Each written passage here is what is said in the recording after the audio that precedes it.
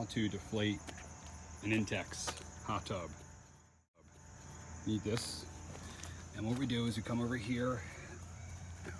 You need this valve. We're going to take this valve out with this. So it's going to go on there like that, and you're just going to unscrew the valve, okay, until it's all the way out.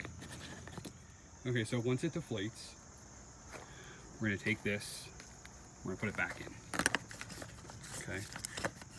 And then what we're going to do is we're going to take on the actual unit, take this off.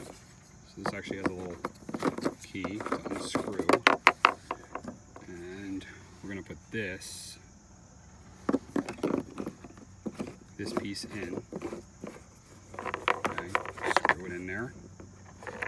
Then what we're going to do is, what's going to happen is this is actually now an intake. So this is going to suck air in. So we actually put this piece, this is the hose you use to inflate it. We're going to use the same hose to deflate it. But now we're going to put it, instead of putting it on the exhaust to pump up the tub, we're going to put it on the intake. Okay, we're going to hook this up to it, just like we were blowing it up. And then we're going to turn it on.